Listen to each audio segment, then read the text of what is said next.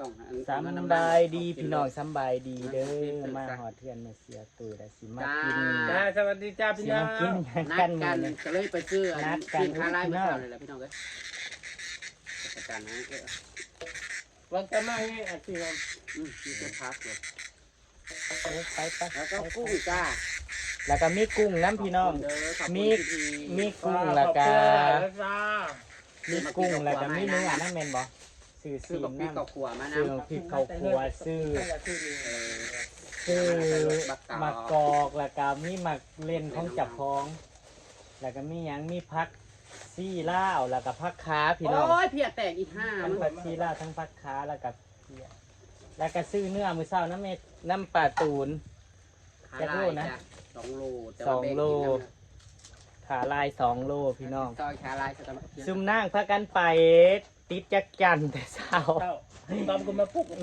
อยากกินเด้สิไปอยู่พี่น้องว่าสีมือลงบ้านเสียลงไปเฮ็ดซื้อทำแม่กินอยู่เพิ่นอยากอยู่ปีละเทื่อเนาะพี่น้อง ต้องเล่นเลยโอ้ยจะแปลมันเมื่อยมันงานแปลมันแปลแล้ว มันต้องไปแต่เช้า อยา บ่ กเป็นลมแต่เจ้ากับตอนแรกมืดตอน มันต้องไปเนี่ยมื้อเช้ากับตอนแรงพี่น้อง มันรวมปลามันงานแต่ไม่ให้ย่างกันแล้ว จักรจันทร์ปีละครั้งพี่น้องได้กินปีละครั้งปีละครั้งปีละเทื่อพี่น้องแล้วก็ซื้อขับปุ่นมานํพี่น้องขอแวะซื้อขับปุ่นนำ จ้าฉันลกมาหลายซอยซีนได้ค่ะ อาจารย์กินเสเห็ดกินแซ่บๆกัน จะได้พี่น้องเอ้ยเลขอันบ้านอัน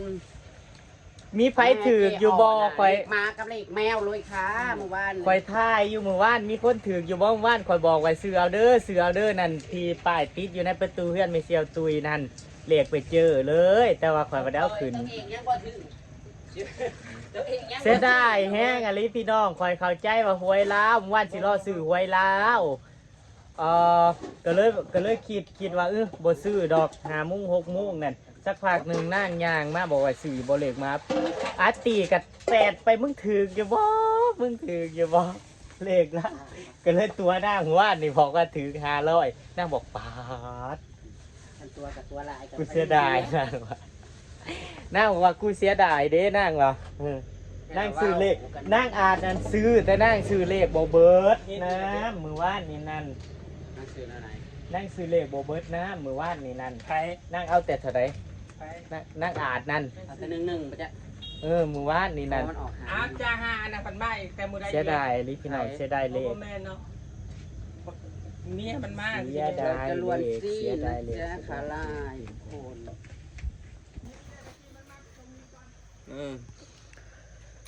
เสร็จบอกเพิ่นมาเอาเงินค่าเฮ็ดแค่เฮ็ดเตียงพี่น้อง เร่งให้เด้อ ให้เราเล็งให้เด้อเราอยากเห็นผลงานในไว้แม่เซียว จะได้มีที่นั่งผลงานยังเกาะอยู่พี่น้องเลยผลงานบ่าวตอม พูนผลงานน่ะยังกองอยู่พี่น้อง งามๆอย่าให้เสียซื้อสร้างมาเนี่ย เฮ็ดงามๆฝ้าวเฮ็ดงาม พอดีห้าวขึ้นมาแหละนั่งได้เห็นดิ ๆอือ โอ้จักอยากขี่ใส่ยัง ที่หินมีเยอะ เอาขีดใส่โคกนั่นแดดพี่น้องยังชะมาว่าแดดโพดแดดโพดแท้ จะมาลาดก็จะซื้อให้นี่ แดดแท้แดดว่า เลยนอนแต่กับข้าวเดียวนึงมือนี้นะคือรับไว้ใช่ไหมเด้ นอนตั้งแต่มาเฮ้ย นอนรับไว้ดิ แต่บ่ท่านได้อาบน้ำ 40-50ตัวได้นี่พี่น้อง คนฮอด9 โมงจะพลุกกันอาบ สี่ทุ่มจะได้ลูกอาบน้ จนหาทุ่มอาบน้ำมื้อวานนี่ ำจนว่า อาบน้ำมื้อคืน ว่าเจ้าก็จะโพดให้ลูกฝ่ายสบงไปพิพากษาแจ้งแม่ไปลูกแล้วก็ลงมาอาบน้ำมื้อคืน มันคือเมื่อยค่ะแต่มื้อวานนี่ มันแดด เมื่อยแห้งเลยพี่น้องมันแดดข่อยจนข่อยรู้สึกว่าเจ้าข่อยสิเป็นไข่มื้อวานนี่มื้อนี้ก็แดดคักแดดแน่มื้อนี้ก็แดดแห้งอะไรนี่ แล้วก็อันมากินข้าวน่ะเป็นอันกินบ่อิ่มหั่นเด้ เป็นอะไร ขึ้น แค่ละกินหลาย ขึ้นมาฮอดมื้อวานนี่นะเลี้ยวให้เจ้าละบ่เห็นแล้วก็มาอัน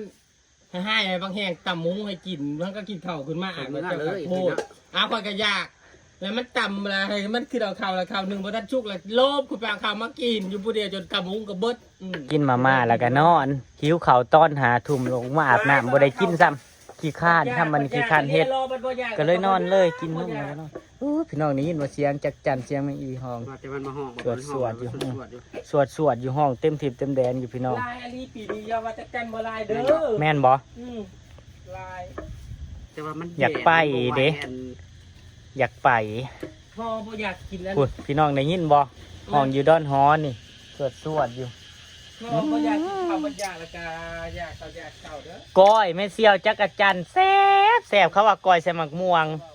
อยากกินเด้ข่อยอยากกินแห้งก้อยนะ เลยแล้วดี ก้อยดิบก็ได้ก้อยขัวก็ได้ หรือว่าห่อผักกระโดนพี่น้องผักกระโดนงามช่วงนี้ผักกระโดนผักติวพี่น้องผักหลายๆพี่น้องเนาะ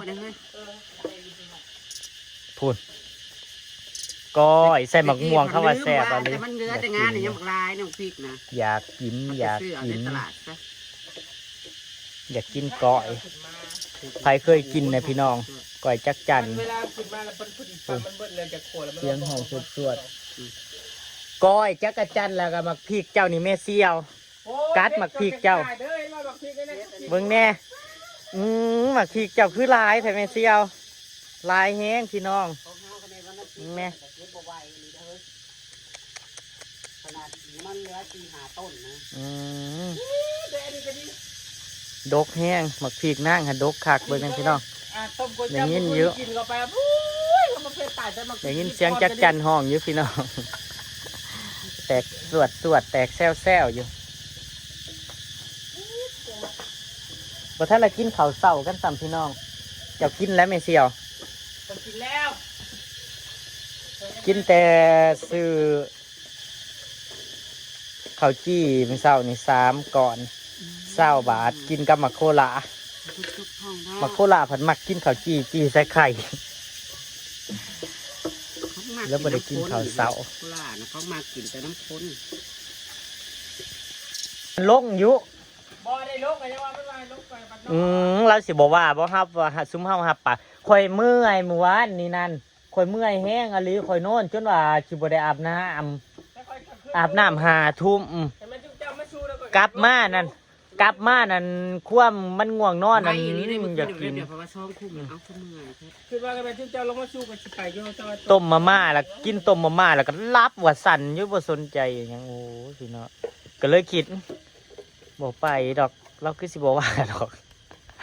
เราก็เมื่อยบัดนี้มันก็ไก่นำนะพี่น้องบ่แม่นก็ไก่ย่านโจรอีกช่วงนี้โจรหลายดิพี่น้องเห็นข่าวที่ผู้หญิงอายุ16 17 18อยู่ทางสวรรค์เห็นอยู่บ่พี่น้องเขาโพสต์สนั่นหวั่นไหวอยู่ เขาแซ่สนั่นหวั่นไหวอยู่เพราะว่าถือขานะพี่น้องเฮาว่าได้ก็ถือขาบ่ขาคมคืนเสื้อในบ่ได้ใส่ใดเสื้อในบ่ได้ใส่ได้แม่เสี่ยวจังซี่แหละเนาะบ้านเฮาขากะใต้ถิ่มซื่อๆมันสืบสวนยังบ่ได้พี่น้องใต้ถิ่มซื่อแล้วโลดมันสืบสวนยังบ่ได้มีแต่เผาเท่านั้นแหละพี่น้องจบแล้วก็จบข้าวบัดนี้บ่มีหยังเกิดขึ้น ไม่มีความเหมือนไม่มีความยุติธรรม บ่มีความยุติธรรมบ่มีการเรียกร้องค่าเสียหายจักสิไปเรียกร้องน้ำไผพี่น้องบ่ได้มันบ่มีกล้องวงจรปิดกะถิ่มงามนะพี่น้องเล็กน้อยกำลังขึ้นใหม่เนาะกำลังแบบเต็มสาว 78มันตลอดดอกบ่แก้ไขใครบ่ได้จักเทื่อคือว่า เฮาว่า เกิดคือเรื่องน่ะมันเกิดขึ้นเท่าได้เทื่อเลยค่ะ ถ้าว่าคล้ายๆแบบขาแล้วก็บีบคอจังซี่นะเบิ่งจากสถานการณ์น่ะส่งกับเปื้อนเบิดเด้อเฮ้ยส่งเสือ มันก็ต่อสู้มันสู่เด้อเขาว่ามันมีห้อยต่อสู่นํพี่น้องเห็นหดห้อยต่อสู่ใดท่านว่าพวกมันก็บ่ไหวใช่แล้วคล้ายๆแบบว่าแบบเด็กขี้ยานั่นซอยโทรศัพท์นั่นก็ปิดพอดีครับไอ้ร้านเคียงดินพี่น้องตกไปหอดกอไผ่เข้าไปได้เบิ่งค่าจะโคแล้วก็โอ้ยว่าสิไปติดจักจันกันเมเซียพี่น้องคือมาห้องคักแถวในต้นกิ๊กนี่อยู่ได้นี่นั่นห้องเต็มเลยสนั่นอยู่คนช่วงนี้ก็ละอาหารตามฤดูกาลกับหลายเนาะพี่น้องเนาะ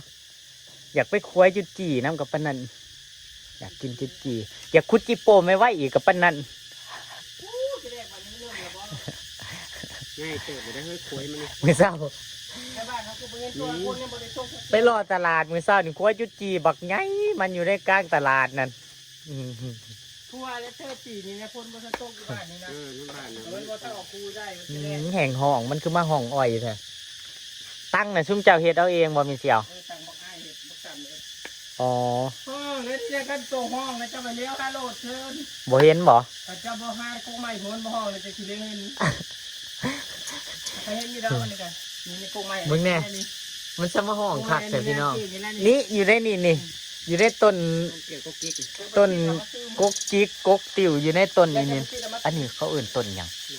เกี่ยว ต้นน้ำเกียงนี่ห้องคักอะไรนี่อัตติยังบ่ลงมาอยู่พี่น้องหน้าเห็นนั่งอยู่เพื่อนสองเขา มันจะเก็บปาก มือวานนี่โทรศัพท์ข่อยตกลงถ้วย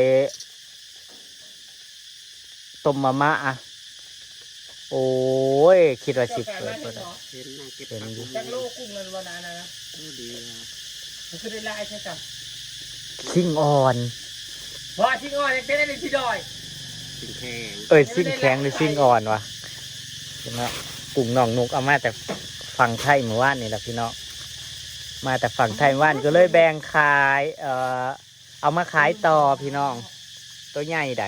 ว่าเลยตัวละว่าเลยตัวละ ให้สองเท่านะมาเอาแล้วกุ้งนะ เอ้าเดี๋ยว เขา มัน กินแต่แกมันคือยังงาบอยู่ เอาแมนติ แค่แต่ขับไปนอน มาเอาตอนใดวะ ก็ตอนจะขับไปนอนนั่นแหละ ให้ใส่บ้าน ตอนจะกินมาม่า คือว่าอาจวันละตัวละขีดประมาณนะ น่าอาจจะไปเอาแหละ นี่ดี โอ้ ตัวละขีดเขาว่าเวอร์แล้วตัวละขีด กระตัวละขีดอาลี อันนี้มันกว่า กุ้งนั่นตัวละขีดเขาสั่งน้ำหนักกับตัวละขีดกุ้งนั่น เคยดังอยู่นอกดูอยู่ใน ที่นอกก็ได้ลงเว้ย กุ้งอัตติเพิ่นสั่งพี่น้องเมื่อวานนี่เพิ่นสั่งกุ้งเพิ่นสั่งกุ้งไว้เด้อพักค้างงามพี่น้อง3 มัดโอ้โหขอยเอาละมัดหนึ่งอยู่ไสซะ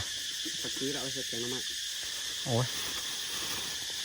มัดละ10 บาทเสียมากินกับต่ำพี่น้องพักค้าแล้วก็พักซีลาวเฮาสิปลูกอยู่พี่น้องพักซีลาวเฮาสิลงเพราะว่าเฮาสิลงอยู่พี่น้องพักซีลาวพักหอมนี่เฮาสิลงสักนานหนึ่ง สิลงบ่ลงจากเถื่อ เอาก็กลับขึ้นมาแต่บ้านจังลง กับประทานกินแล้วเนาะ เดี๋ยวว่าสิหวานไว้มีไผหดน้ำให้ได้ ไปโยกกูเด้มันก็อยู่ แล้วมันมาที่ไหนดงมัน แต่ละชิ้น สารสิน โอ้ยหมองเหตุงานเพิ่นนั่นแหละ เห็นงานนี่บอก แต่ว่า ลงมาเล่นสงกรานต์แล้วก็สิขึ้นไปใหม่ ว่าสิขึ้นเงินเดือน โอ้ยคิดงอ วันเห็นงานบ้านนะเฮ้ย แต่ละชิ้น ไอเชี่ยวเป็นตาทอดเห็นหน้าปีนี่ วันเห็นงานบ้านอะไร ตะกี้อยู่กรุงเทพ แห่งห้อง เฮ็ดอยู่ในนี่จักเดือนแล้ว แห่งห้องอ้อย ที่มากาลสินก็ไอ้จะมือดี จักตะกี้น่ะ10,000บ่ ก็พ่อให้แต่คนเก่าอยู่จำไม่ได้เนาะ มันเขาสิให้เขาได้ละ10,000ตายก็ได้น้อยมันก็เต็กได้เบิด แต่มันก็ดีเนี่ยนึงมันไก่เนาะ กันบ่ไก่มาก ห้ามือเดียวก็ฮอด บ่ฮอดชั่วโมง2ชั่วโมงก็ฮอดแล้ว สิเห็ดหน้าปีนี่น้ำมันแพงซ้ำบัดเนี้ย งอได้เนาะพี่น้อง ปิดงอเด้ คิดงอเด้พี่น้อง บอกเขาว่าเขาสิตัดสัญญาณอินเทอร์เน็ตแต่พี่น้อง เออ อิสราเอลสิตัดสัญญาณอินเทอร์เน็ตตายแล้วบัดนี้ คนที่เขาหาอยู่หากินน่ะสิเฮ็ดจังไดล่ะพี่น้อง แม่นเรื่องจริงบ่หรือว่าเป็นแค่ข่าวหรือตกมาปีนี้ซะมาไอ้นั่นแท้ เอากับทั่วโลกละโห เขาคือบ่ ก็คือน้ำมันนั่นแหละ เขาคือบ่สงบสุขไว้คักแต่พี่น้อง ต้องแบบอันทางน้ำมัน ถ้าได้ติดเรื่องอื่นยังใครได้ติดอินเทอร์เน็ตมันก็จ่ายภาคแต่ว่า ก็นั่นแหละขนาดคู่มือนี่โหลดคลิปยังยากแล้ว เขาว่าผู้มีเงินก็สิบ่สามารถใช้เงินต้องเอาเงินออกมาไปใช้เขาว่ามาสิทำธุรกรรมยังก็ได้ข้าวนี่แห้งแล้วเงินบัญชีนั้น มันคือเกี่ยงแค่สละเอียดสละดะ ห้วยมันทรายเคเบิลมันอยู่ฝุ่นแต่ว่าอยู่ใต้ทะเลผู้หุย ตายยาเด้อมันคือบทสงบสุขวะคักแต่โลกใบนี่นะตกมา ข้าทำน่ะมันตายยิงแขวซะเขาว่า เป็นน้ำพอใหญ่นั่นแหละผู้เดียวนะ มันสอบ้านสอเมืองมันเก่งหรือจะนำเจ้าบ้านหน้า ทุกสิ่งทุกอย่างก็อยู่น้ำเราผุนใดไม่เชียวน้ำพอใหญ่ผู้เดียวผุนเราสิขยับโตเรื่องยังกับทุกอย่างได้อยู่น้ำเรา พี่น้องเขากับโบจักเขาว่า เขาเอาพญายอันนี้แล้วเก่งเขาอยากเป็นใหญ่อยากจักเพื่อยังเนาะขึ้นไปขึ้นมาแล้วก็อันพวกอะไรก็ได้อื่นได้ว่าแล้วก็มันมีความสุขบ่ขากันเกลื่อนเมืองอยู่ ประเทศชาติบ้านเมืองสร้างขึ้นมาตึกทะเลซานก็เอาระเบิดมาโยนใส่มุนอุยปุยโอ้ยคนตายเกลื่อนอยู่มันถึงมีความสุขมองใดจะเป็นมหาอำนาจก็ได้มีความสุขบ่ประชาชนบริยูเย็นเป็นสุขมันมีความสุขของห่ามันมองได้ยังวะ เขาล้วนกินก่อนเฮ้ยสัก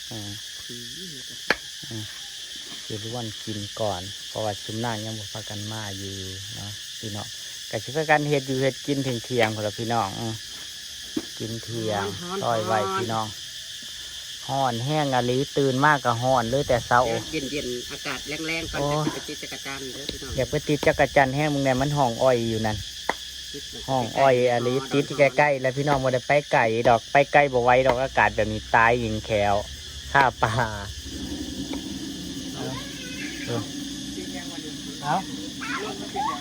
รถจะขึ้นลูกปืนมันแตกนะโอ้ยคิวซังคิวไอคิวสั่งสวัสดีครับก่อนสวัสดีครับคิวไปใส่มากินก้อยเนื้อก่อนไก่เหล็กไก่สีหมูไปใส่มาไก่เหล็กไก่สีหมูสบายดีแล้วเป็นสบายดีแล้วพอค่าน้อย100 ล้านอันนี้คือเนาะพี่น้องตั้งว่าเนื้อบันโน้นอยู่ขายดิบขายดีเทน้ำเทท่ากินข้าวน้ำกันก่อนจะไปพี่น้องอำลาพระจากพี่น้องตามคิดหนาด้วยพี่น้องเด้อขอบคุณเด้อที่เขามารับชมพี่น้องขอบคุณทุกกำลังใจเนาะฝากกดไลค์กดแชร์หน่อยเด้อพี่น้องเด้อแล้วก็ขอบคุณผู้ใหญ่ใจดีเนาะขอบคุณพี่ๆหลายๆเด้อที่เรียกทีมงานเนาะพี่น้องนู่นนี่นั่นเนาะทุกอย่างเนาะพี่ไปขอให้ร่ำให้รวยด้วยเด้อถือกลางวันที่1หลายสุขภาพแข็งแรงเด้อไปแล้วพี่น้องติดตามคลิปหน้าเด้อไม่ได้บอกว่าฝากดูโฆษณาเด้อพี่น้องเด้อไปแล้วพี่น้องสวัสดีครับ